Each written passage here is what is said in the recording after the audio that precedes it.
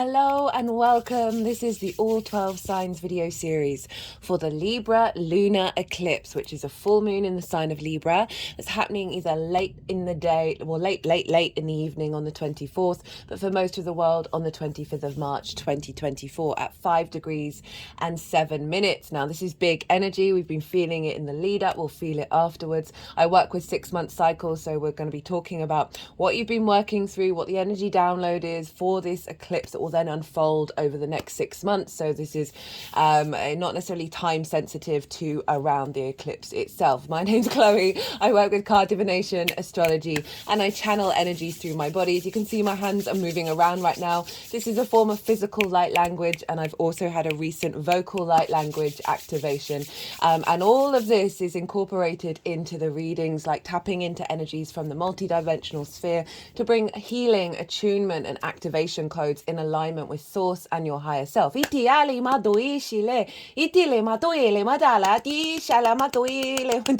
quite excited about that. They've been quite excited throughout this whole transit series that I've done.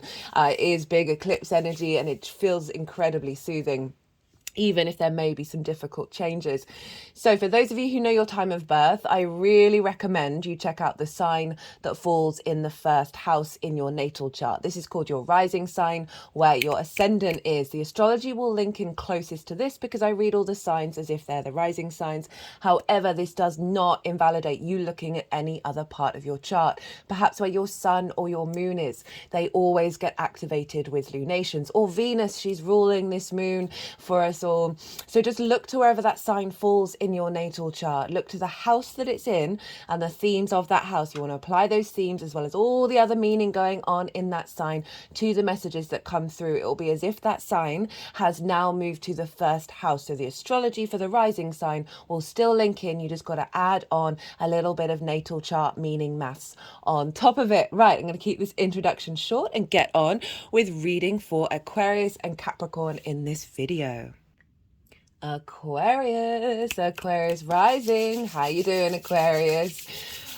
So for those of you who don't have Aquarius in the first house, which is called your rising sign, where your ascendant is, look to the house that it does fall in. Look to the themes of that house in your natal chart and apply those themes as well as all the meaning you've got going on in the sign of Aquarius, any planets, any celestial bodies. Apply all of that to the messages that come through. It will be as if that Aquarius energy, but with all the meaning of your natal chart, has now moved to the first house. So the astrology will still link in. You just got to add a little bit of natal chart meaning, personal natal chart meaning on top of it. Well, Aquarius, regardless of whether Aquarius is your rising sign, this eclipse, this full moon, this lunation is happening in the sign of Libra, and this is a fellow air sign. So this is going to be a very supportive energy because it is trining your Aquarius energy, wherever that falls in your chart. Now, a trine is ruled by Jupiter, and Jupiter is traditionally a benefic planet, that of generosity and wisdom. For those of you who are new, who didn't quite catch the introduction, I channel energies through my body from multidimensional spheres. You just heard some light language come through there. My hands will be moving around. That'll be some physical light language. And all of this is to bring in healing, attunement, and activation. Itui, that's an alignment with source and your higher self, even if you're not consciously aware of fully what's going on. It's all part of the process. So I'm still into the light language. The vocal light language is recent. I'm still integrating that into my 3D form. I've noticed a build up in English translations in my brain, but it's not all the time. But you can kind of get a feeling of what it all means from the tone. Right, so what was I talking about? Trines, aspect of Jupiter. So a trine and Jupiter likes to bring things together in order to expand and elevate, right? Bringing the two different air signs together in order to understand each other with more depth and then elevate the understanding of the air, and the sort of the mind and the thoughts and the construct constructs and the preconceptions. And with this comes a deep sort of knowing, a wisdom and a faith. And underneath all of that then builds confidence from a really authentic place. And this is when we get more in our flow and more feeling more generous. We've got more free energy because we've brought things together and then elevated it, and it's cleared up some tangles. And therefore, this is when the sort of the opportunities, that sense of ease, that sense of luck and abundance can come through with a trine. So wherever Aquarius falls, you've got this lovely trine, and the sun is sextiling your energy. And that is another aspect of a benefic, which is ruled by Venus. And so Venus wants to connect. She wants to feel appreciation, value, love, grace, harmony, diplomacy, a sense of value. I think I already said that. Creativity, right? Connection, all of those things between the sun and your energy. So overall, very yang orientated, well, mostly. We've got a strong contingent of yin as well, which I'm really enjoying when we get that, to have the balance, especially after the spring equinox, which was in the northern hemisphere, equal day and equal night, would have been the same in the southern hemisphere. But we're now entering a phase of manifestation, right? Around the spring equinox is a great time to launch things. Speaking of launching things, I have launched my website, and that is in the description box. It's on the channel page. Finally got round to doing it. So it's taken me a while to find the inspiration. I try and lean into doing what I feel compelled and inspired to do. And there's the services that I offer, as well as all the pricing. So if you want a personal reading, go check that out. I had a lot of fun playing with some AI art with all of that. And so we've got this eclipse happening just afterwards, and Libra represents balance. So it's really like solidifying the sense of harmony within ourselves, and then bringing in a higher state of manifestation. Right, let's get into what am I doing. I am pulling cards for 3 different piles. I work with 6-month cycles. So the first pile is everything we've been working on since that total solar eclipse that we had in the sign of Libra last year. That was a new moon. So that was activating a cycle, and it's eclipse energy. So often we've got some big energy showing up, or we've got to unravel, because it's getting us in alignment with longer term cycles. So pile 1 is everything that you've been integrating, right? And what's being completed with this eclipse cycle, because eclipses, full moons, they do represent endings and completions and celebrations. There's also other things to do with it, but that is the part of it in pile 1. And also, what is your energy with this eclipse cycle? So how are you showing up? What energy is showing up for you and that you're embodying, that will then unfold over the next 6 months? Pile 2. So I see lunations as portals, both new and full moons, including eclipses, for energy downloads, for activation codes. Because even though this is a full moon and a lunar eclipse, where there's an element of completion, with that completion we then go on to the next stage. So that's when the activation codes come in, based on everything that we've gone and done, or experienced, or learned and grown from over the last 6 months. And then that activation code, pile 2, is that's the energy that will download into your vessel, that will then unfold over the next 6 months. So that's pile 2. And the baseline for pile 2 is always the collective reading, and that always goes out first. That's always the first one out. I love the collective readings. I get to expand a bit more on certain topics. I get to talk about practices that I've put into implementation, and really seeing the effects of it. And it's also where I get to talk about the astrology in way more detail. And so that forms the way everything's talking to each other forms an energetic, harmonic blueprint, right? And that is the baseline of the influence that's then imprinted into that full moon, that eclipse, that is then flavoring a particular cycle for the next 6 months. So that imprint is a layer on many, many other layers, but it will have a long-term effect. And so that's why I work with the 6-month cycles. I also did a collective tarot reading. That was pretty wild. Lots of love came through with that, which I'll explain why in regards to the astrology later on in this reading. So that is the baseline, where I got quite heated in that one. I usually get really when I start talking about geopolitics and the outside world and all of that, right, that tends to only happen in the Scorpio and Aries readings ruled by Mars. So there's a rage come out. And I got quite heated up because I used to work in the law. I honor the principles of the law so much in terms of it is supposed to be there in order for us to objectively and empathetically understand why people do the things that they do, and then make an objective decision upon that based on sort of core moral tenets, which I think are universal, i.e. don't be a dick, right? And so we've had a lot of legal things come out recently in the build up to this eclipse that has really highlighted the insanity that we've gone through over the last, however, 4 years. I mean, that's just been a heightened period of the insanity. It's just been really loud now. It's so loud at the clowns and the smokes and the mirrors and just the delusion. But I don't like to focus too much on it because I also inherently know that this is all part of a path and this is all unfolding, and all that we really can do is really integrate ourselves, because then that brings integration to the collective. Anyway, I got really sort of het up, and I'm just sort of flagging that. There's sort of all sorts of topics that came up, particularly around people pleasing and cancel culture, which I brought up before in terms of the Libra cycle that we're going through.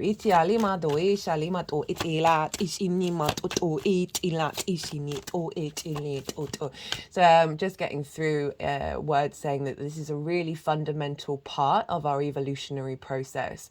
You know, the air, I've talked about this loads, so I'm not surprised that the channeling's coming through based on this. I did a nodal transit series for Libra and Aries. It's in its own playlist. That's where for all the 12 signs, I did the overall themes of this eclipse cycle. And also in those introductions, I talk about the South Node in Libra, North Node in Aries, the combination of the two, the significance of what those points represent and the energy transfer between them. And very strongly, we are moving away from cancel culture. We're moving away from people pleasing. That's the difficult energies that Libra can struggle with, because it just wants everyone to feel good. It wants everyone to have a place at the table, and it can also often be nice rather than kind, right? And I brought that up in the collective reading of being nice, of sort of placating somebody or wanting, I'm not necessarily speaking your truth, or then being kind. Sometimes it's kind to express the things that that person might need to hear, or that you might need to hear within yourself. And that's actually kinder than, sort of softening those edges in a way that the person still remains oblivious, right? It's obviously all subjective and it's all a case-by-case basis, but moving away from that and not negating your own energy. And that's where the North Node in Aries comes in, of us finding our own autonomy. And we're finding that balance with that. And so, so this eclipse feels really big. We've had the full show up in a lot of the readings. It showed up in the collective reading that we've collectively been clearing and working on a lot of energy and shifting that. The South Node is all about release. It's all about refinement. It can be kind of an inner esoteric journey. This is a super powerful full moon eclipse that's happening here. I haven't even got on to pile 3. So the tarot for pile 2 is how that affects the Aquarius area of your chart. And then pile 3 is how all this energy is manifesting moving forwards. And so that's the tarot. I'm going to be talking about the astrology, and all the cards are going to come out. And then towards the end, we're going to do a bit of channeling, and then the cards will go into the 3 piles, and that's when I'll bring the tarot into it. So Aquarius rising, where is this happening for you? Well, you have Libra up in your 9th house. This is the house of the gods. This is our big picture philosophies, our perspectives, our morals, our ethics, our connection to source, our connection to spirituality, book, religion, nature, science, all of those matrices that are bigger than us, that we know we're a part of, and we're figuring out what do they mean and what do we mean in relation to them. Perspective is the key word for the 9th house. It is also linked into learning and teaching. How it's the way in which we really solidify our understanding of learning. It's linked into mastery of something.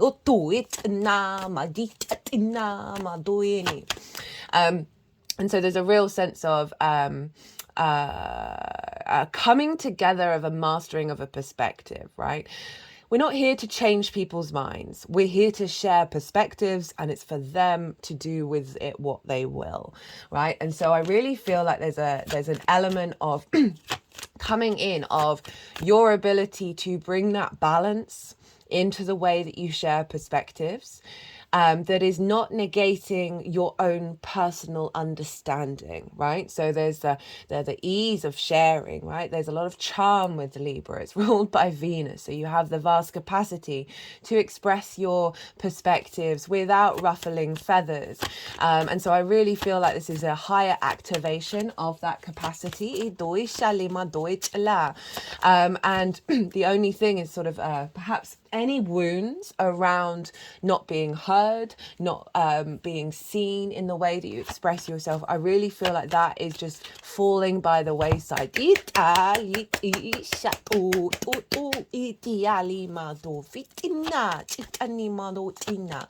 It's also linked into going and living somewhere for a longish period of time in order to broaden your perspective. It's often linked into foreign travel, but it can be, say you move to the countryside and you've lived in a city your whole life, that kind of thing, as well as astral travel, multi-dimensional travel, and broadening your perspectives from that regard as well. It's linked into the law and publishing, so these are also things that might be coming to a head, might be coming to a sense of completion. And it's trining your ascendant. So your ascendant is how you embody your sun and your moon via your actions and your deeds. It depends if you've got a day or a night chart, which luminary is the one letting your ascendant know where you're headed, right? Because your ascendant is your navigator, and it's the lens in which you navigate through the cosmic oceans. It's your body, it's your appearance, it's your character, it's your sense of self, and often how other people see you, because they see that embodiment, they see those actions rather than what might be going on behind the scenes. So you've got this beautiful trine with this eclipse to your sense of self, to your embodiment. So this is activated. This will be what I really feel is this is clearing away limiting beliefs around your perspectives.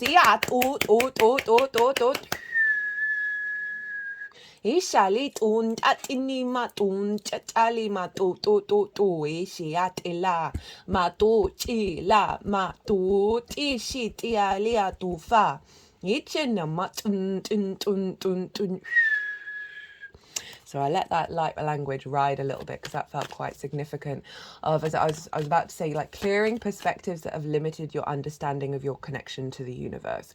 Right, the ninth house, we can have there can be some pain, especially at the moment, because of what's going on in the world, what's going on in the collective can just seem so. You can feel very disconnected and very overwhelmed. Where do we even start? How do we navigate this? How do we understand ourselves in relationship to this? This can really there's the anxiety that I'm talking about, the sleepless nights.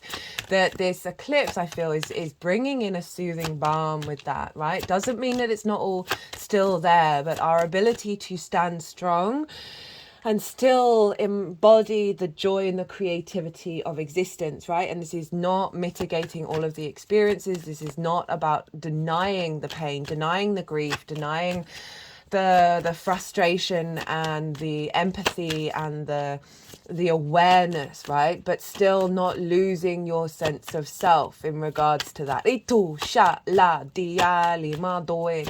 with this trine, with the completion energy and the activation energy, this is helping bring in a perspective that is so unique to your soul. That is feeding into your embodiment of self, feeding into the confidence in the way that you move through the world.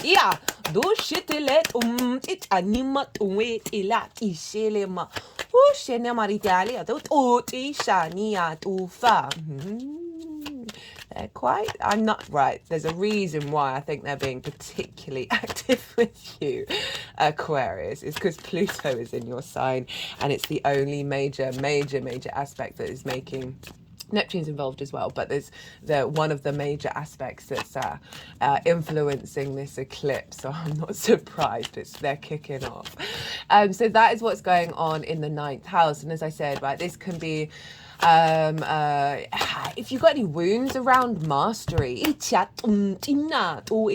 do you think you're even capable? Are you able to elevate something that you've been learning? Do you have the time, the energy, we can all be procrastinators, right? Any sort of like limiting beliefs in that area, I really do feel like they're going to get elevated and transformed and released, because it's the South Node, and the South Node does a lot of releasing. It's the tail of the dragon. It is the place where we are comfortable, where we refine what we understand and bring depth, and then that means often like shedding our skin.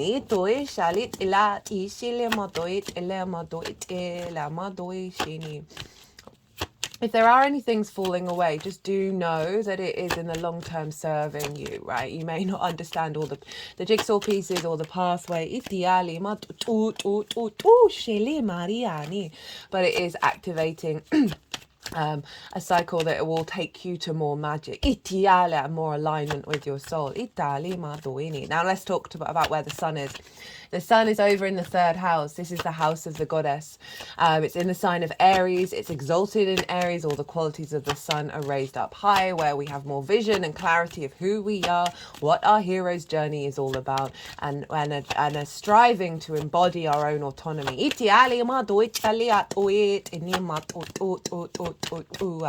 it's in the third house, the house of the goddess. This is where we bring those big picture philosophies from the ninth house into our day-to-day, in how, basically practicing what we preach. It's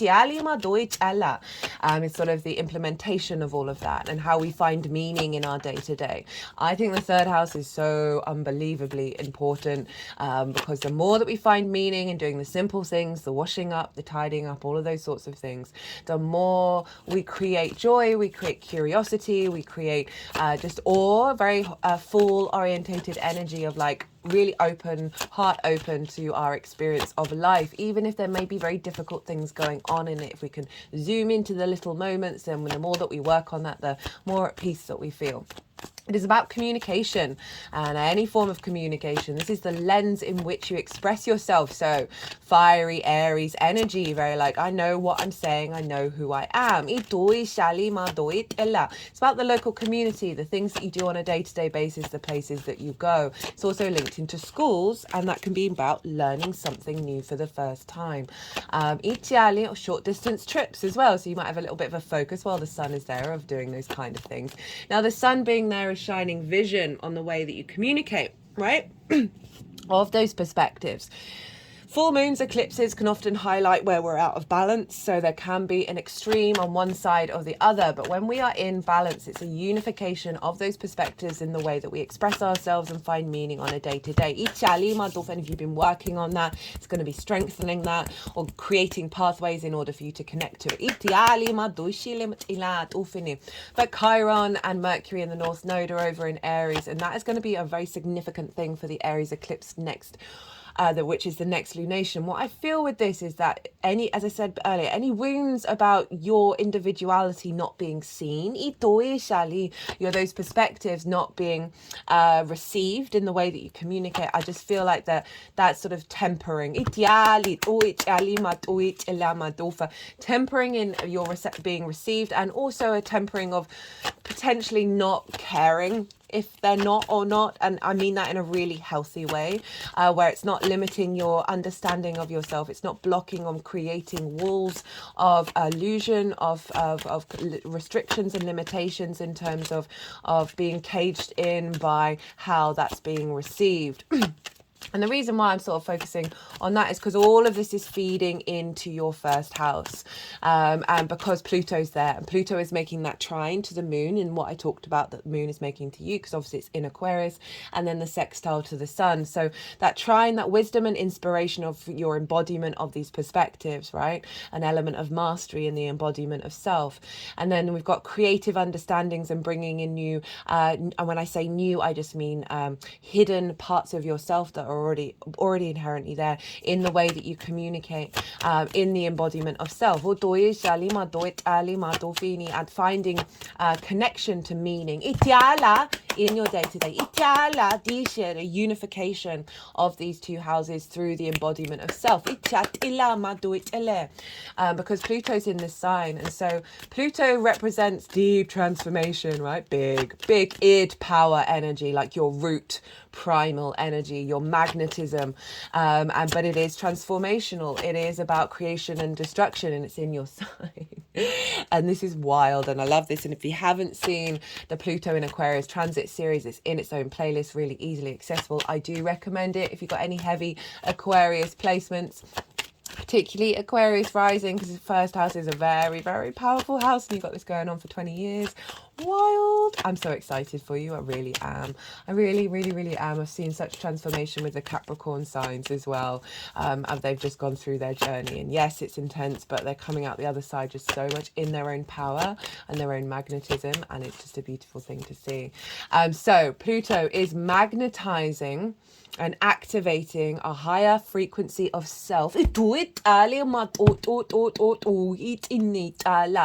is in communion with this eclipse energy. Now, eclipse energy, why is it big? Well, this is because the sun and the moon are on both the horizontal and the vertical axis together. So they're not, it's not exactly meeting in the same point, because this is a partial eclipse, but it does represent the blending of cosmic energy on the earthly plane. And this is bigger energy, which is I'm gonna unfold in it may sometimes takes years, right, to unfold. You may have noticed things in the lead up to the eclipse.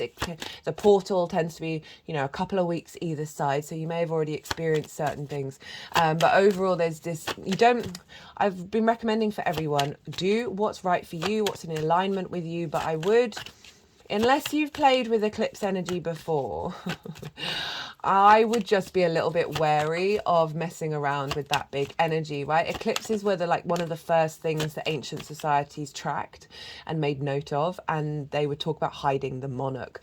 So it is an intense energy that you don't really, it's something you kind of want to let unfold.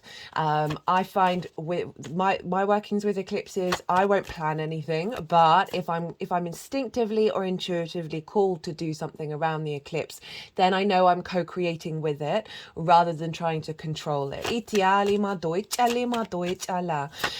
So we've got this fated energy kicking in.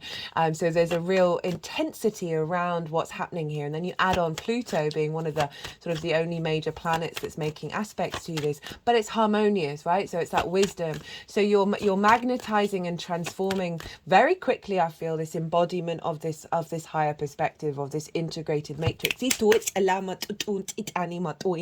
allowing you to bring the magic of your embodiment into your day-to-day, that meaning into your day-to-day, that strength of understanding of who you are, because Pluto's bringing in the frequency of a universal truth that is inherent at the root of its transformative process. The sort of more galactic energy in your embodiment.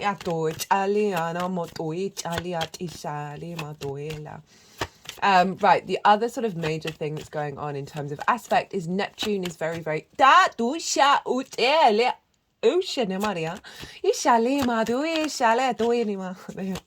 they really enjoyed every time I've mentioned Neptune. Neptune's next door in Pisces, but it's very closely conjunct the sun and opposite the moon. And Neptune's very good at bringing different realities into our own connections to source. It's bringing in a very fluky, high Pisces energy, synchronistic, magical, fluky, left field, curveball energy into the sun and into the moon, of really activating very, very quick transfer with that Pluto energy as well, of the alignment that we're bringing in. It's felt consistently with all the signs that we've been doing a lot of work in order to get to this eclipse that's then bringing in a higher activation code. It's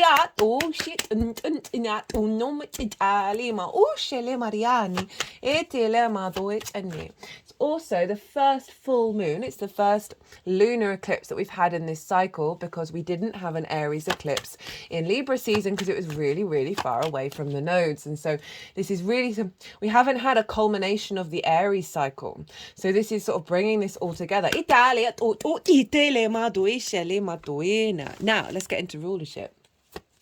So who rules Libra? Well, that's Venus. And who rules Aries? Well, that's Mars. Now, where are they? They are both in the sign of Pisces with Neptune or with Saturn. Venus is very closely conjunct Saturn.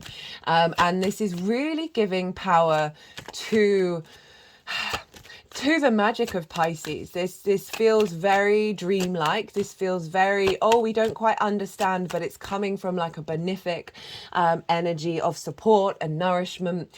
So this is in your second house of how you value yourself. It's your resources. It's the skills and tools that you have in order to manifest and bring regular money into your life, right? It's the things that you value. And as I said, most importantly, how you value yourself. You've got a stellium over there. You've got a real empowerment happening here of you having the maturity and the wisdom. Cut the deck and got that, by the way. Should have mentioned it at the beginning. Every time I mention when I've cut the deck before the card comes out, it doesn't come out. And every time when I don't, it does. Oh, hello, Saturn. Itiali ma. Oh, shiali adoene. Oh, nia doela. Do shit nia dia dia. Do shiatia. Okay, that's enough major arcana as I'm cutting the deck. Oh, right, I'm done. Done. Wait, yeah. There's the form.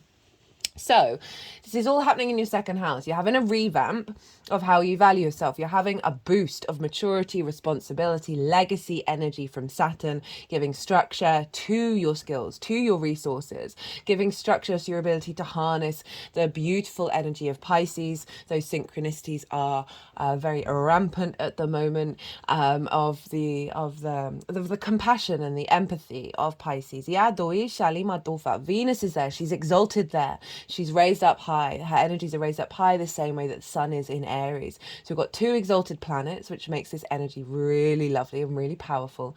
And so Venus is bringing us into a space of unconditional love. She's bringing flow. She's bringing a real sense of value in our emotional body and in terms of the collective archetypes, right? She's really allowing us to connect the dots to the synchronicities, to the magic, to embody it. It's being stabilized by Saturn. Mars is now there, and Mars in Pisces. I'm loving it. This is we're like our motivations and drives and passions are instinctively in alignment with source. Follow the synchronicities, follow the flow. So Pisces is a very is influencing both the sun and the moon and everything going on in Aries. So very yang energy with the moon, with this eclipse, but it's being softened and healed and nourished by the yin energy that's coming through with that stellium in Pisces. And this is really influencing your deeper understanding and commitment to your own value, to your skills and your resources and your ability to manifest in this world. And this is aligning your perspectives in with that. It's aligning the things you'll do on a day-to-day basis, the meaning that you find, the way that you express yourself. This is all getting boosted by a deeper value system within you, a stronger connection to your manifestation energy. A realignment with this inner perspective that has been hidden by limitations. Now, Jupiter traditionally rules Pisces. Where's Jupiter? Jupiter's over in the sign of Taurus, which is in your fourth house, Aquarius rising, squaring your Aquarius energy. Love Jupiter in the fourth. Have seen this unfold for Aquarius risings in a really beautiful way. And this is your roots and your foundations, your ancestors, both blood and soul lineage, your parental figures, the roof over your head, and the things you do in private. This is your foundational space. And I've seen Jupiter, the expansive, generous, wisdom orientated planet, is healing wounds big time through the sense of ease and grace that opportunities may have come up of living in an environment that isn't recreating old patterns. Finding a deeper wisdom and connection to your ancestors and bringing all those parts together in order to elevate and expand and bring a deeper sense of knowing, whether you're consciously aware of it or not, of what your soul lineage is, what your ancestral lineage is, and how you are made up of all of those parts, and how much through you are liberating so many pathways.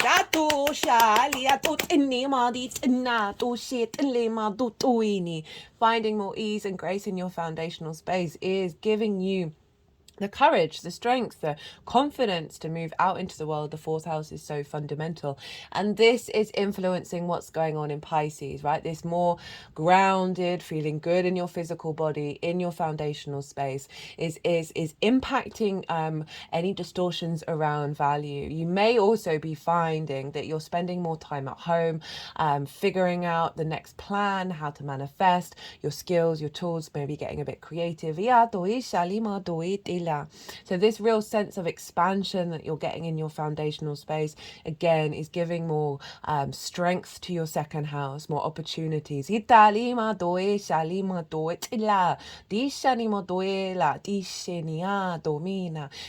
that you're encountering others in your private life that are giving more opportunities for you to go and do things that is then and their awareness of you is reconnecting yourself to your own being seen and your own value system. So Jupiter is in Taurus, ruled by Venus. Where's Venus? She's in Pisces, ruled by Jupiter. This is called mutual reception. They are in each other's realms. They are basically mind melding with each other. These are the two benefics governing this eclipse. So even though this is an eclipse and it can be dramatic, this is being soothed by the love and the wisdom of Venus and Jupiter. And there were so many cups that came out. There was so much love that came out in the collective reading that yes, we may have to go through something that may feel discombobulating because we're reorientating our paradigms that are based on thousands upon thousands of years of human civilization as we know it. And in terms of our social interactions, Libra is the social air sign. We are entering a new higher frequency of interaction. And that can be discombobulating because it's bringing up the old paradigms in order for them to be released, transformed, and activated into the new one. But Venus and Jupiter, as I said, two benefics, they are governing the whole chart, not just the moon, the whole chart. And so there's a real sense of grace and favor coming in. Right, look to where your sun and your moon are in your natal chart. Look to the themes of the houses that they're in. Those themes are likely to show up around what's going on with this eclipse. So any sort of culminations, endings, and releasing can be linked into the themes of that. Not necessarily all of them, it all depends on your chart and what's going on with you, but that will add on a more personal understanding of how this eclipse may show up beyond this reading. Right, I've said everything that I wanted to say. It looks like all the cards have come out. We got quite a lot of major arcana. I'm going to go consciously quiet and soften my mind. The energies are going to move through me. They're going to move all the cards around. They're then going to do some energy work, both the physical and vocal light language. They'll put them into the 3 piles, and that's when I'll bring the tarot into the astrology. I call you to soften your mind as well. Let all of that information just settle into your unconscious, and then see what intuition bubbles up while we have this bit of channeling energy. Shene e tu ti shia tu chiti nia tu chi tia la u shia tu chi la ti shalamani amatua tu ela do tu. These cards are powerful, Aquarius. Itua di shinia ela. Itu ishia ishia itala otiela ishala oyania oshutu eshutu atia iya Iyanima tu shini maritieli titala do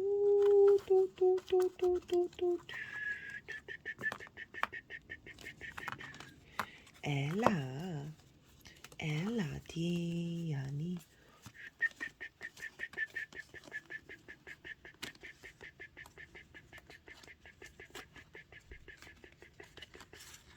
Oi tala. Do do do do do do. Chi shini. Ila. Ila ma do chi shala. Itu fa chin chin chin chin. Dum chin chin chin chin chin. Ale tiani. Dua. Dua jitiali. Do shinia tilama doshi. Etalama tush. No tila tishala tishala. Tishala maturi matale madia liana. Magila tilama diani. Atu filima tishala. Tishala tishala tishala tishala tishala. Itia dialitum. So Aquarius, the lead up to this eclipse, everything that you've been working over the last 6 months, what's coming to completion, and then what your energy is for the eclipse cycle. As I said, cut the deck and got this card. This is Saturn in Pisces, and it's also the only card with an eclipse on it. Got the Three of Swords, Five of Pentacles, Eight of Cups, Six of Cups, and then the World card. So, eclipse energy, it can bring up difficult old paradigms, right, that we then spend time working on, and this is being consistent through all the readings. Three of Swords. This is ideas, perspectives, limitations on your heart, truly being able to flourish and connect to the matrices. I think the whole all of us have this. They're just putting it over the heart area. And put it in reverse. That you have been working and navigating these old patterns, right? Whether they've shown up really loudly in events that have happened in your life, or that the eclipse energy has just created space for you to observe it and be aware of it. It could be both of these things. We've got the Five of Pentacles as well. This is about scarcity. This is feeling left out in the cold, not feeling connected. And this is kind of summing up what I was talking about how at the moment it can be really hard to connect to that ninth house because of what's going on in the world. And I feel like this can be building on perhaps inherent perspectives already, right, of just feeling a bit disconnected and feeling that there are limitations and blocks around your ability to move out of these are both kind of fear orientated energies, right, of limitations, of that heartbreak, that grief. And that can be in any situation, that's what the focus is on the grief, is on the heartbreak. The focus is on the lack, right, the fear, the scarcity. And with the Eight of Cups, this is saying you may have observed these things within you, or the things may have happened, and these and you've decided to go on a journey and shift your perspective. The Eight of Cups for me is often linked in sort of the love languages that we learn from a very early age, the traumas that we face that are so ingrained in our unconscious mind between the ages 0 to 7. That's so funny, this is an 8. Between the ages 0 to 7, we are running around and when you're 7, you're actually 1, 2, and you then go into your 8th year. That we're running around in unconscious mode, which means we take everything personally and everything gets ingrained into our own personal dynamic. And that is why we then recreate those things later on in life, right? It doesn't matter who's around you, we get imprinted. And so I've never noticed this before. So with the 8, you then go on that journey because you go into more conscious spaces, that this is when we can shift, right? So this is those ingrained things that feel very comfortable to us because they're so ingrained, even if they may be negative and neglectful to ourselves. This is when because they're all upright, so it does symbolize things that are of that feel good, right? And it's a distorted feeling that this figure's then like, no, I see this, I'm going to go climb this mountain and I'm going to go and get a higher perspective, right? This is no longer working for us, because so often we can observe these things and then we still fall back into them, and then we kind of hit a crunch point where we're like, no, this is the time. This is when I'm going to put in the effort, the daily effort. It's going to be a bit difficult, but I got the determination and the courage to be able to implement this. And then we've got the Six of Cups. And I really like this following the Eight of Cups, even though it's out of order, that through this journey, you then come to a place of making peace with the past, right? This can be in this lifetime, many lifetimes, ancestral stuff as well, because this figure is often representing the past, right? That they are smaller, so there could be the inner child, can be past lives, soul family, all of that kind of thing. And they are offering up the cup that is full of flowers, and it follows the Five of Cups, which is grief. Right, so there's now a new reflection on that which has come before you, that you understand that all of these parts have led to a space of abundance because there are flowers growing, there's fertility here. This is also the biggest house in tarot, which represents safety and security, that there's an element of you're feeling more safe in your emotional body, you're at peace with a lot of things that you may have been navigating emotionally, like so much of our trauma gets stuck in our emotional body.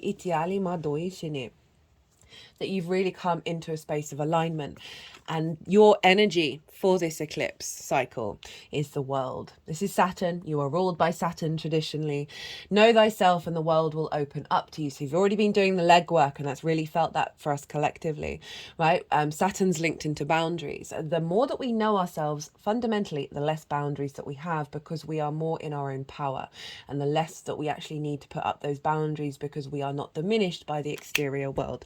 And therefore we create space within us rather than having a long list of things that we're like, no, no, no, no, no, no, no. Create a space, turn that space into a yes, where we then start co-collaborating with the earth, with the world, with the universe. And so the know thyself, the world will open up to you, right? There's a sense of a true understanding of self, right? There's always layers, but you're really set up for this, the house of perspective, for the new, not the new, whenever I say new, it's just new to our current conscious framework that is already inherent within us. You are already complete. So you're really launching into love that the four was at the bottom of the deck. It really has shown up for most of the readings. So for the energy download of this eclipse that will then unfold over the next 6 months, we've got a fair amount of cards, quite a lot of powerhouses. We've got Jupiter, the Wheel of Fortune. We've got Venus, the Empress. We've got the Queen of Wands, the Sun, the Ace of Swords, the King of Swords, the Page of Cups, the Four... Excuse me. Sorry about that. That cough kind of crept up on me. Really, really love this combination of cards. So Wheel of Fortune has been showing up quite consistently and really highlighting the fact that things are shifting on the up. This is a very fated card. There was a lot of stuff, I'm just reminded by that channeling, there was a lot of stuff going on in the collective reading about the throat chakra. We've also got the throat chakra card, which this is an oracle reading that I'll be doing after I finish this series. And that has been showing up for the last couple of transits of we are really going to be doing some big clearing in our expression of self in society via the I am of Aries. And this, you know, the Wheel of Fortune in the upright is an incredibly positive card, but it is saying that there's something bigger going on than what you're consciously aware of that's being activated on a fundamental level in terms of the ninth house of perspective, that any worrying perspectives or that pain, that frustration, that grief, this is now, there's a sunnier side coming in. You're looking on the up rather than looking on the down, and that is not to diminish the aspect of looking on the down at all. It's about balance. It's about making sure that we are in alignment. Got the Empress, feeling good in this 3D realm. Great for the ninth house.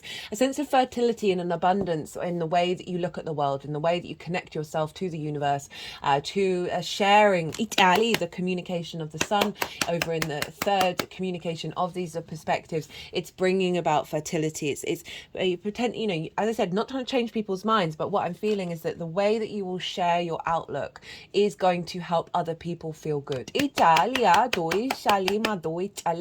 as well as do some healing over in your fourth house with your ancestors, because this is all feeding into the embodiment of self, right? Where that Pluto energy is of like your expression of self is energetically a frequency of the Empress, right? And that is really healing.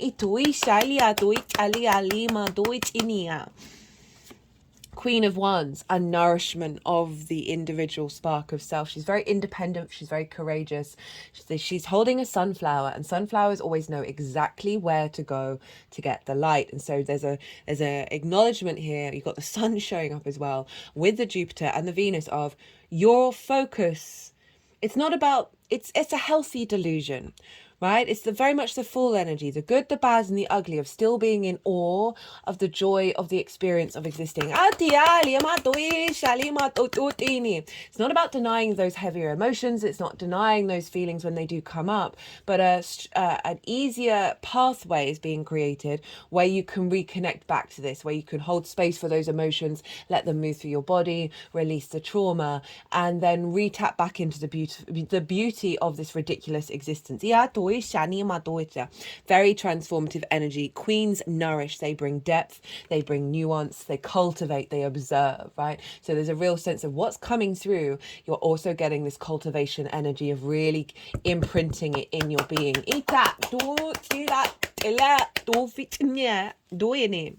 The sun.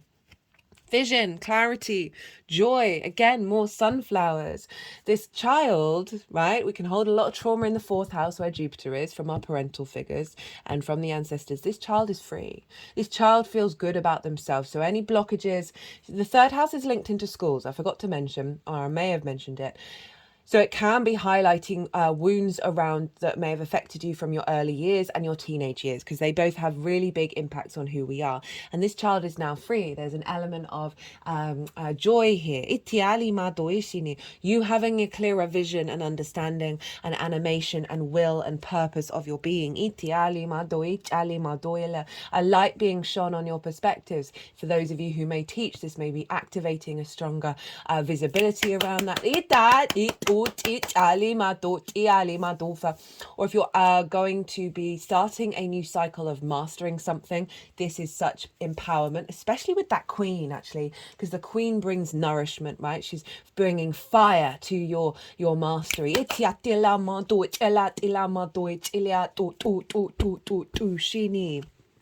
Ace of Swords, King of Swords, excuse me.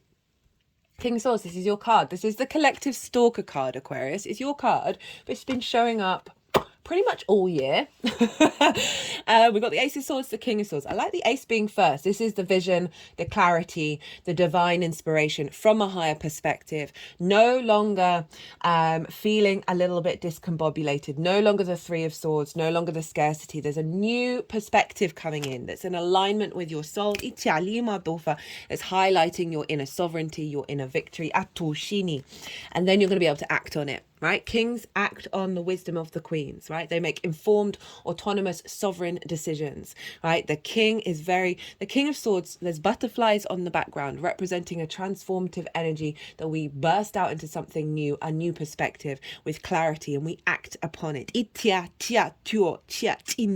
So this is really the confidence and the maturity of you acting on this vision. And how that's affecting the meaning of your day-to-day and your embodiment of self. You are literally embodying it very quickly. Final cards for this. Page of Cups, Four of Pentacles. Page of Cups, love this. Pisces energy coming through. This showed up in the collective reading. And this is the love, the joy, the magic, right? This figure is talking to a fish in a cup, the unexpected, right? The unknown, the non-rational, the non-linear, Pisces energy of how you value yourself, a new way of understanding and communicating with yourself in that regard, right? Not pulling yourself back into limiting beliefs. Inspiration around your skills and your tools that is being manifest through these perspectives. The way that you express these perspectives coming from a very joyful, light, loving place, right? Pages are youthful energy. They have just got into the court. They're so excited. They want to share this information with everybody. But there's this real sense of magic coming through with that, of your ability to express these things and find that meaning from a really spiritual place. This also can represent opportunities linked into the way that you share your perspectives and the ideas that you have. Especially with that pile up in Pisces, which is linked into how you make regular income. So there could be something to do with activating this. You've got the Four of Pentacles. Love the Four of Pentacles. This is your inner energy, right? Your energy field being protected and solidified, and your ability to manifest and not get depleted in the material plane. This figure is wearing a crown. It represents your sovereignty. There are pentacles underneath the feet, heart and crown chakra, right? Pentacles link into the Venus retrograde cycle. She forms a five-pointed star. So there's an element of Venus here protecting this person so they can manifest in the 3D world. There's an element of safety and security. That it's not about not sharing your energy with others or not, energy transfer, but that which depletes you, that which sort of brings you down, brings you into withdrawal, diminishes your true strength and your true understanding.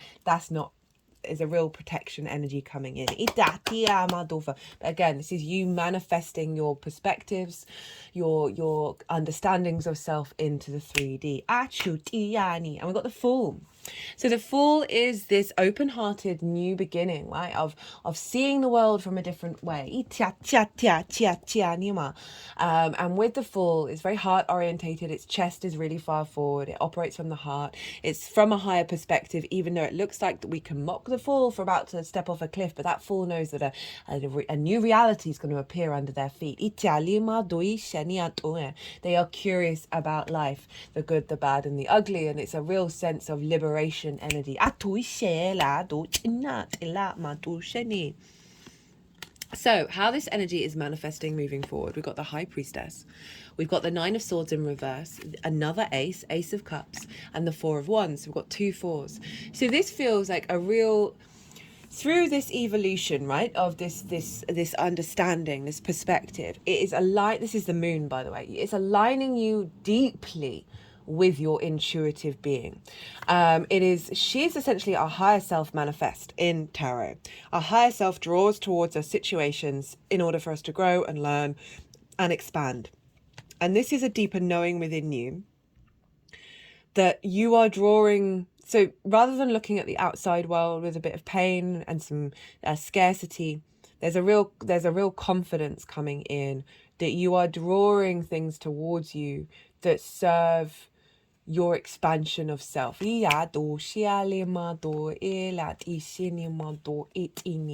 can be heightened intuition in the way that you learn. Drawing towards you energies that are activating further understandings of self.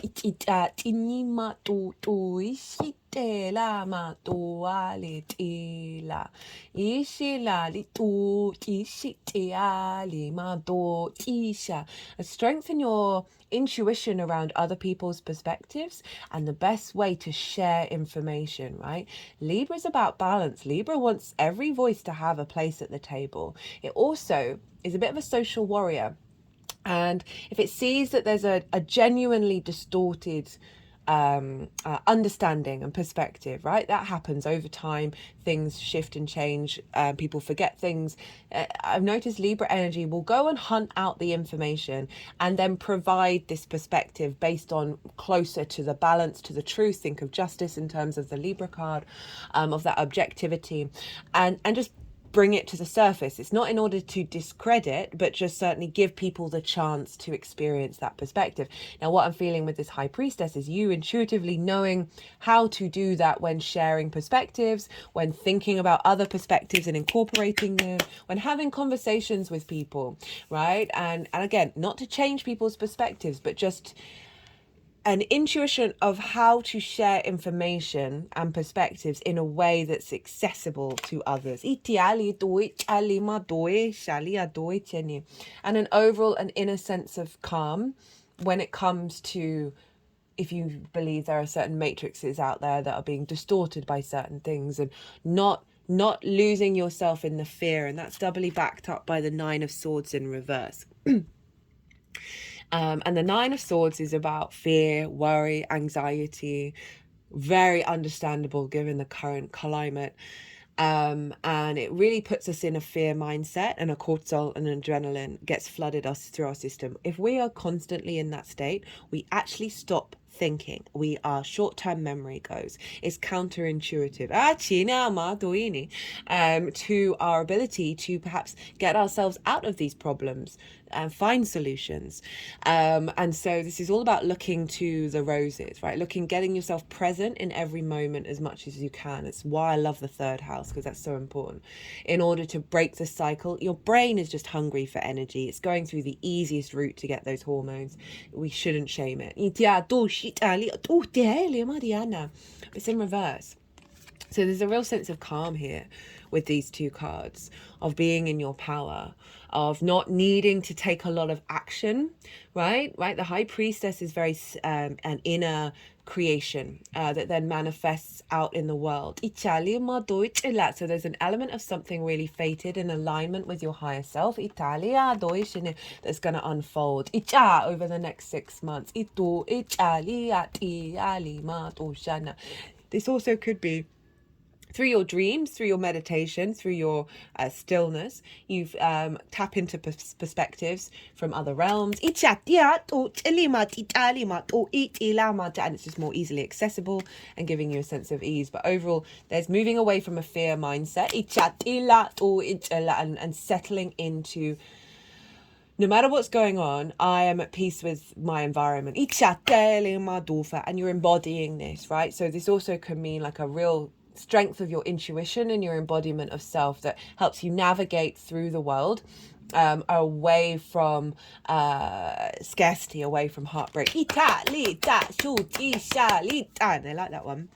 Ace of Cups, right? So a sense of abundance of your emotional being, right? A sense of peace. So it's really reconfirming this sense of peace coming through, and overflow, and a sense of generosity in the way that you engage with others, in the way that you understand things, in the way that you learn. You're tapping more intuitively into figuring out what you understand and how you connect to the universe. And your skills and your resources, I really feel are getting a boost from this. And your ability to bring in regular income. Because our perspectives feed into everything that we do. And so there's a real sense of heightened intuition, because you're clearing out the clutter that is guiding you to more love, more expansion, more abundance. This overall very positive mindset, right? And again, not denying emotions that are difficult, not denying difficult situations, but still always being able to recenter yourself back to the happy Buddha. Got the Four of Pentacles. Ooh, Four of Wands. This is the harvest. So something's being completed, right? A real sense of celebration. A milestone is coming in as this unfolds. It could be around the new moon solar eclipse that we'll have in Libra later on in the year. It may happen over the next in between this next 6 months. But there's a real sense of having put in the hard work, having put in the daily practice, right, to really integrate this. You then get the harvest in, right? So this is linked into, as I said, the harvest. It takes a daily thing to do. You might be working with other people as well. There may be a sense of celebration with this new opportunity that may have come through, this new ability to manifest, of actually it's been bringing something new into your life that you're then really feeling the abundance of it later on. But this does represent a milestone. attraction, manifestation. Yeah, so it really does feel like the cut the deck and got this card. This is, I think, shown up for nearly every reading. This is the activate, awakening, and enlightenment. That it just feels that you know what's going on, right? You're going to feel this download, that you're going to just implement it in such a way that it is really ascending you. Cut the deck again and got the moon. And this is Pisces energy, phases, mystery, instinct, discovery, right? Instinct. So that's reconfirming this heightened intuition and a discovery of a new, I say new, a version of self that's more in alignment with your soul's journey. Interesting. Spiritual career, teaching and learning. That is the ninth house. In terms of spiritual career, can be absolute and communication. Just saw the rebirth card, which also has come out for everyone. I'm going to shuffle a little bit. So the ninth house is about teaching and learning, right? And it is about spirituality. So we can see that again, it's kind of confirming what I was saying, that your perspectives, the way that you share them, you're making it more accessible for people. And that is going to be, it can come up in any kind of walk of life, right? We're here, we're all learning, we're all students, we're all teachers. And the ability to communicate that with power, and I mean power in a really positive way, that Pluto transit over in your first house is like your embodiment of self is helping people transform. I really like that one. Okay, final card. That's two. That's two cards. It was leadership and moderation. And it may be that there are certain aspects of yourself that have been. I had this sort of channeled thing. I think it was in the Pisces reading where it felt like, because obviously Libra is justice and the law, right, and the judge, and that there were certain parts of ourselves, our soul selves, that have been basically in isolation, right? Not prison in that they've done things that are wrong, although we have the capacity, we've lived many different lives, but it hasn't felt like that. It's more that they've been in isolation, and this moon, this eclipse, is releasing them. But it's for certain soul contracts that they were in isolation, and now it's like they're getting released. So in terms of like you entering into a sphere that's always been yours, but is now just being activated. Okay. Relationship change. So that's kind of confirming what I was saying, of a relationship change around these perspectives, right, of integrating in something that is more inherently you and less about trauma, limiting beliefs, ancestral stuff, parental stuff, society stuff. Right. Okay, Aquarius, I've been talking whoa, an hour and 5 minutes. You're the longest reading, Aquarius. Okay, goodness me. I try to be quiet. I just got a lot to say. If you enjoyed this reading, it'd be lovely, so lovely, if you hit that like button. What I want to say? Do I want to say anything else? Be good to yourself, Aquarius. Be good to those around you. And most importantly, be well until we meet again.